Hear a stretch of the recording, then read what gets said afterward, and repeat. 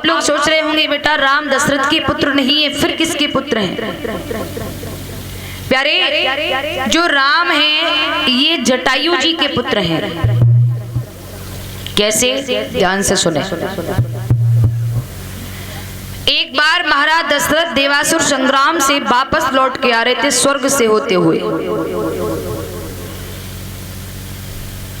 तो रास्ते में शनि देव महाराज दशरथ की रास्ता घेर कर बीच रास्ते पर पीठ देकर महाराज दशरथ की तरफ पीठ देकर खड़े हो गए। महाराज दशरथ ने कहा, रे भाई तुम कौन हो, रास्ता घेर कर क्यों खड़े हो?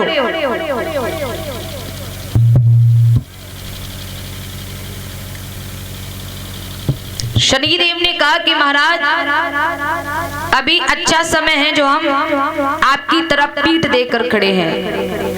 अगर हमने अपना चेहरा आपकी तरफ कर दिया तो आपके लिए अनर्थ हो जाएगा। दशरथ कहने लगे, भाई इतना बलधारी कौन हो गया जो मेरा अनर्थ करेगा? अरे चेहरा दिखाइए ना। शनिदेव ने कहा, नहीं मानोगे? बोले बिल्कुल नहीं, चेहरा दिखाइए, आप हो कौन? जैसे ही शनिदेव ने घूम करके चेहरा महाराज दशरथ की ओर किया, तैसे ही महाराज दशरथ को मूर्छा आ गई और महाराज दशरथ मूर्छित होकर के रथ से नीचे गिरे। लुढ़कते हुए महाराज पृथ्वी की ओर आने लगे। स्वर्ग से होते जा रहे थे ना, पृथ्वी की ओर आने लगे। आसमान में जटायु जी विचर रहे थे। जटायु जी ने महाराज दशरथ को अपने पंजों में फंसाया, उन्हें पृथ्वी तक उतारा। और जब तक महाराज दशरथ जी सचेत अवस्था में नहीं आ गए, तब तक जटायु जी दशरथ को छोड़कर नहीं गए। काफी देर बाद दशरथ जब सचेत अवस्था में आए, तब जटायु से कहा कि भैया आपने हमारे ऊपर बहुत बड़ा उपकार किया है, भैया हमसे कुछ मांग लो। जटायु ने कहा, रे भाई कर्तव्य था वो किया, मांगने वाली क्या बात है इसमें? अरे नहीं भैया मांगो आप। जटायु ने कहा कि भैया मैं नहीं मांगना चाहता कुछ भी। दशरथ ने फिर कहा, रे भैया मांग लो, आपने हमारे प्राण बचाए हैं, हमें दोबारा से जीवन दान दिलाया है, ये जीवन दिया है मुझे दोबारा से आपने। तो जटायु जी कहने लगे, प्रभु अगर आप कुछ देना ही चाहते हैं महाराज दशरथ जी, तो आप अपना एक बेटा बड़ा वाला हमें दे दे। दशरथ की आंखों में आंसू आ गए। दशरथ कहने लगे, महाराज आप बड़े बेटे की बात कर रहे हैं, हमारे यहाँ तो कोई बालक ही नहीं है। तब जटायु ने कहा था कि अभी तो नहीं, जब तुम्हारी उम्र 60,000 वर्ष की हो जाएगी ना, उसके बाद में तुम्हारे आंगन में एक नहीं 4 बच्चों का आगमन होगा। महाराज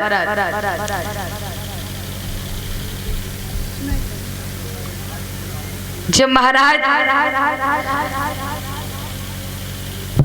दशरथ ने ये बात सुनी तो दशरथ हाथ जोड़ के बोले, भैया आपके आशीर्वाद से, पहले तो कोई बालक है नहीं, और आपके आशीर्वाद से अगर मेरे यहाँ बालक हो जाएंगे तो हम आपको वचन दे रहे हैं कि पहला बालक आपका है, आप उसे ले जाना। लेकिन मेरे पिताओं, ये बात महाराज दशरथ और जटायु महाराज के बीच की थी, तीसरे किसी इंसान को मालूम नहीं थी।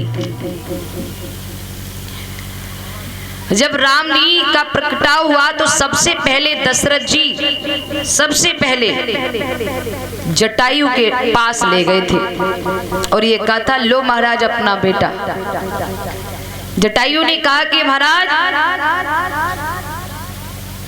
मैं एक पक्षी हूं, मैं इसका पालन नहीं कर सकता, ये बेटा तो मेरा है, लेकिन स्वीकार इसका पालन आप करो, आप इसका पालन करो। जब मुझे जरूरत पड़ेगी तब मैं अपने पुत्र को बुला लूंगा या फिर इसे लेने आ जाऊंगा, तुम परेशान नहीं होना।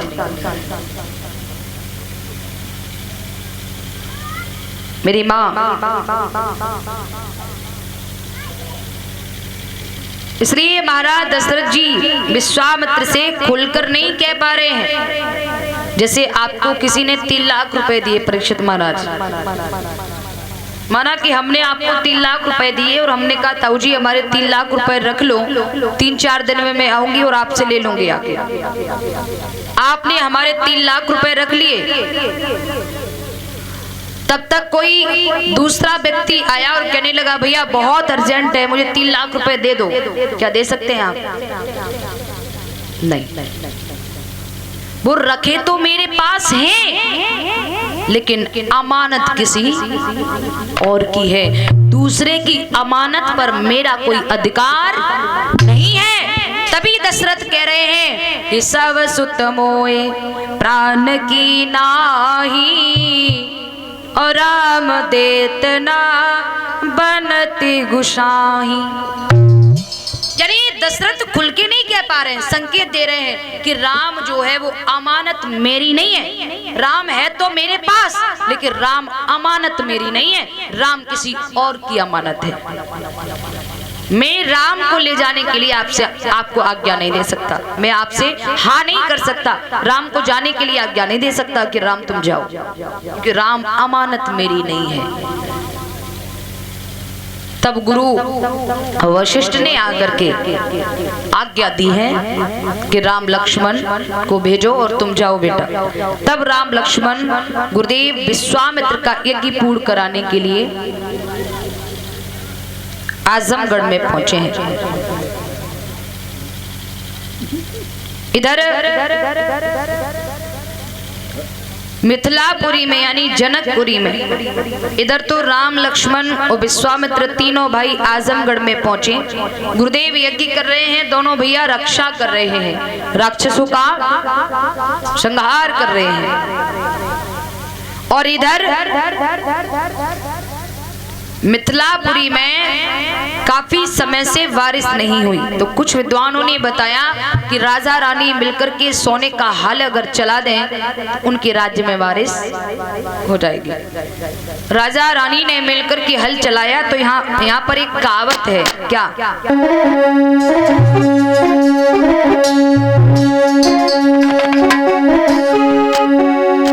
कि फेरा पड़ी वे पे चच्चा बन गई नारी, तमाशो दूल्हा देखी रहो।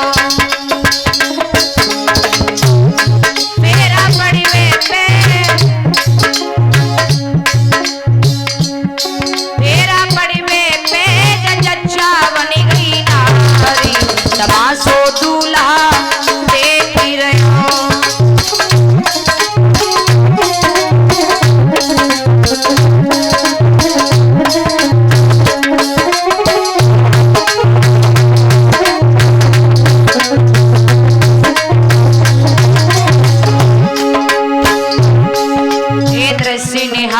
जब राजा ने फूली नाई समायो,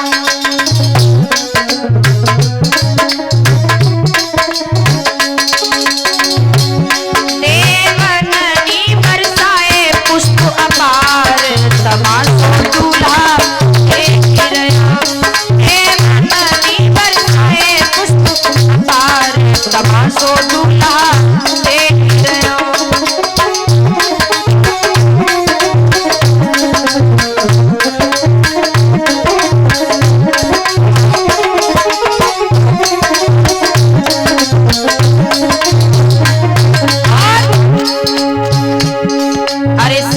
से सीता टकराई, पैदा है गई सीता। सीता से सीता टकराई और पैदा है गई सीता। बड़े बूढ़े जानते होंगे, हल्की नोक को सीता भी कहते हैं। हल्की नोक को सीता कहते हैं। हल्की नोक जाकर के उस घड़े में टकराई जिसमें एक कन्या बन चुकी है, और जैसे ही वो हल्की नोक जाकर के उस कन्या में यानी उस सीता में टकराई, कन्या मतलब सीता, उस कन्या में जैसे ही टकराई तैसी राज्य में बारिश हो गई। राज्य में बारिश हुई, राज्य शीतल हो गया। तो क्या हुआ? ए सीता से सीता टकराई, पैदा है गई सीता।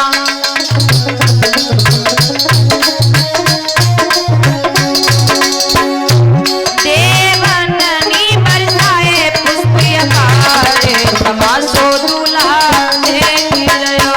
तेरा पड़वे चावन गई नारे, तमाशो दूल्हा देख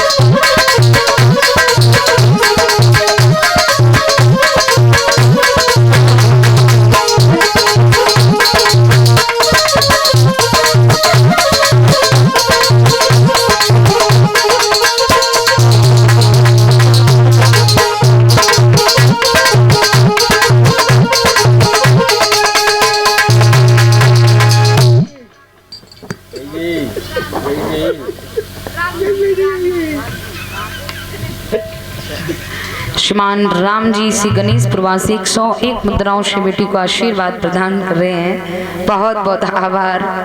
दीर्घायु की कामना, सुख समृद्धि आपके जीवन में बनी रहे, ऐसा आकांक्षा है। बोलिए सच्चिदानंद भगवान की। माताओं, अब यहाँ पर भी प्रमाण एक नहीं दो मिलते हैं।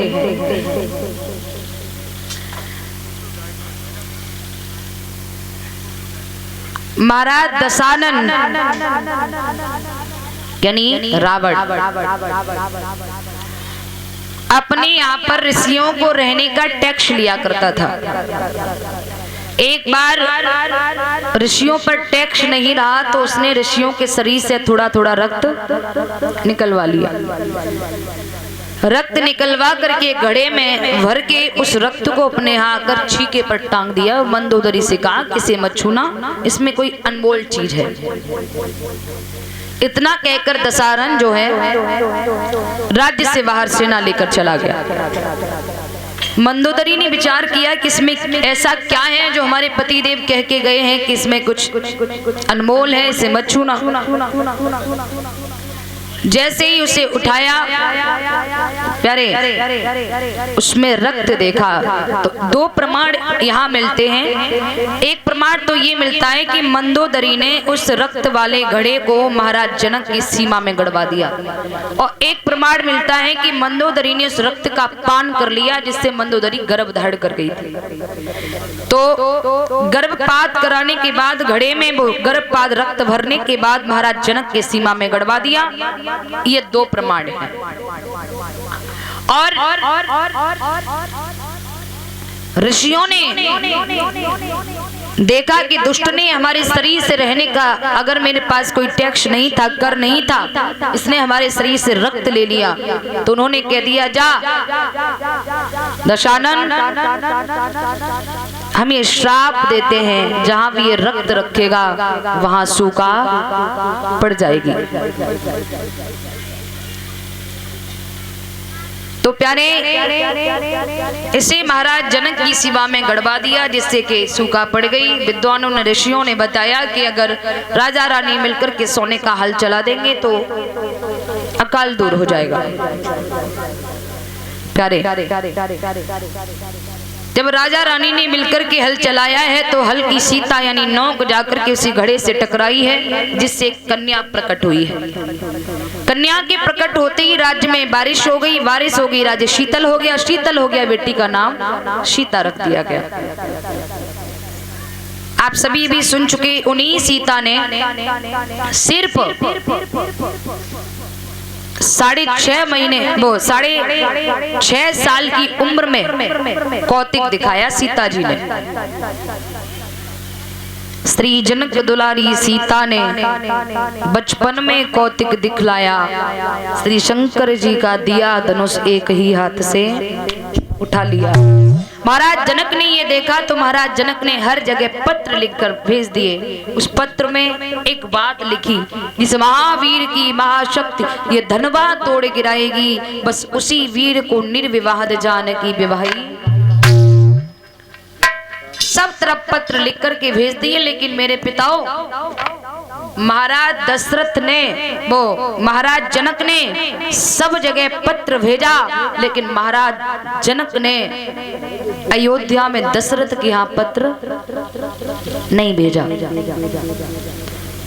क्यों नहीं भेजा? इसके भी 2 कारण हैं, 2 प्रमाण हैं। पहला प्रमाण यह है कि महाराज जनक के यहाँ पर एक पतिव्रता स्त्री थी, उसके पति को कोढ़ हो गया था। वो अपने पति को कंधों पर रख करके कोढ़ की दवा ढूंढती फिर रही थी। एक जंगल में आई तो क्या देखा, एक साधु भजन में बैठे हैं। प्यारे, साधु के पास में जल से भरा हुआ कमंडल रखा है। धोखे से उस स्त्री का पैर कमंडल में लग गया। कमंडल से जल के छींटे उन महात्मा जी के ऊपर पहुंच गए। महात्मा ने कह दिया, जा, तुझे दिन में भी दिखाई नहीं देता, जा, हम श्राप देते हैं। जब कोड़ी को तो पे कंधा पे रखी फिर रही है, सूर्य निकलते ही यानी सुबह होते ही, सूर्य निकलते ही तेरा ये पति मर जाएगा। पतिव्रता स्त्री वहीं खड़ी हो गई, कहने लगी, क्या कहा बाबा, मेरा पति मर जाएगा सूर्य निकलते? अगर तुम सच्चे साधु हो, सच्चे संत हो, तो मैं भी सच्ची पतिव्रता हूँ। सूर्य में इतनी औकात हो तो सूर्य निकल के ही दिखा दे। अब एक पतिव्रता स्त्री की और एक संत की जंग छिड़ गई। पतिव्रता स्त्री भी आसन लगा के बैठ गई, मेरी माँ। अब समझ लो पति स्त्रियों में कहां से कहां तक की शक्ति होती है, कितनी ताकत होती है। स्त्री चाहे तो राई को पर्वत, पर्वत को राई बना सकती है मेरी माँ। पतिव्रता स्त्री बैठ गई, 1-2 दिन नहीं 2 महीने हो गए उसने सूर्य को नहीं निकलने दिया। हाहाकार मच गई, अब क्या होगा? तो कुछ ऋषि महान तपस्वियों ने बताया, अगर कोई पतिव्रता स्त्री कच्चे घड़ा में कच्चा धागा बांधकर कुआं से पानी खींचकर उस कोड़ी पर जाकर मार देगी तो उसका कोढ़ भी ठीक हो जाएगा, उसकी मौत भी होगी नहीं और सूर्य भी निकल आएगा। ये बात महाराज मिथिला नरेश जनक को मालूम पड़ी, तो जनक ने पत्र लिखकर हर जगह भेज दिया। एक पत्र अवधपुरी में पहुंचा तो महाराज दशरथ ने कौशल्या को आज्ञा दी कि तुम जाओ। कौशल्या जाने के लिए 16 श्रृंगार करने लगी। तब तक एक मेहतरानी दौड़ती हुई आई, कौशल्या से बोली, महारानी साहिबा, ये छोटे मोटे काम हम जैसे लोग ही कर सकते हैं, तो आपको वहां जाने की क्या जरूरत है, आप हमें ही आज्ञा दे दो।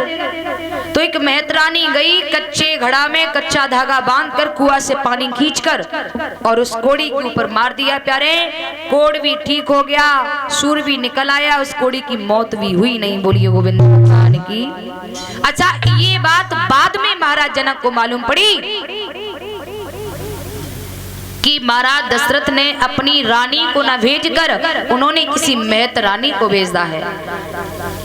यही भय उनके अंदर बैठ गया था। ऐसे ऐसे बलधारी लोग रहते हैं उस अयोध्या में, अवधपुरी में। दूसरा प्रमाण यह है कि एक बार जनक और शनिदेव में सत्संग हुआ, लेकिन शनिदेव जनक के सामने सत्संग में हार गए। तो शनिदेव वहां से गुस्से में उठ करके चले। महाराज जनक का एक बाग है, जिस बाग में देवता लोग भी पुष्प लेने आया करते थे। प्यारे, शनिदेव आए और आकर के उस बाघ को भस्म कर दिया। जब बाघ को भस्म कर दिया तो महाराज जनक को बहुत दुख हुआ।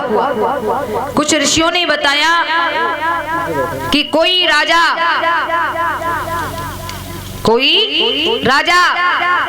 जिसके राज्य पर कभी किसी ने विजय प्राप्त न कर पाया हो और गुणों से पूर्ण हो वो राजा, अगर वो राजा अपने हाथों